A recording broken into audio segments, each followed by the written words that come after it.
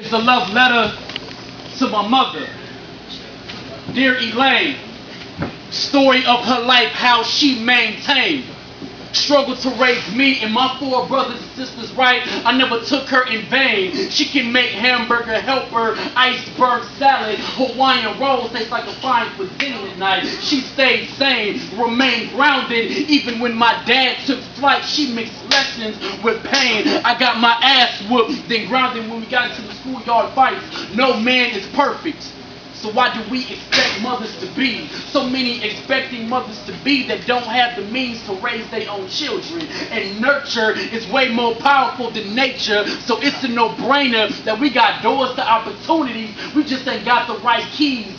Seeds are being brought up in bad soil. Black family in America is in turmoil. A car can't run without oil. And a family can't run without a strong matriarch. You see, my mother could make folding laundry look like a work of art. She was the Picasso of the top load. She had to use the most expensive fabric softener because resting my head on her lap was the most comfortable place to sleep. She always supported my dreams. She never got too heavy into my personal business. When I was having problems, my child's mother, did y'all grown, you need to go handle your business. She loved the Lord, but she wasn't always trying to witness. Had little problems with her thyroid.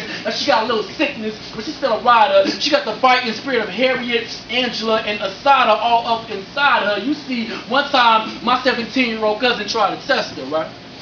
He's 6'2".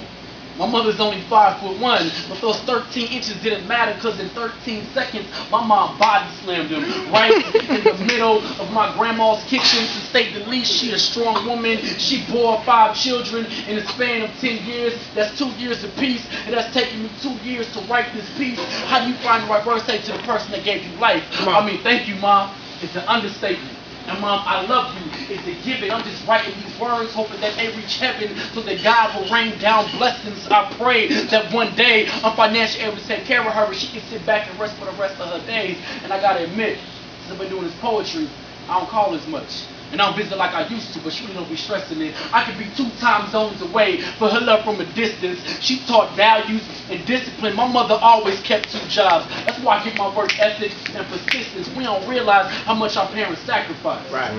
So when you get a chance, I appreciate you. Go ahead and tell them. I'm going to make sure I buy my mother those flowers while she can still smell them. Her beautiful voice is forever imprinted in my cerebellum. So even when I'm in my rim, see if I can remember those words. She said, remember everything. My son lived eager every day. Come on. They say being a full-time mom is one of the highest salary jobs because the payment is in pure love. Yeah. So this is my letter of commendation, recognition, and gratitude on the job. So very well done. Yours truly, with love, your eldest son. P.S. Ma, can I borrow $50?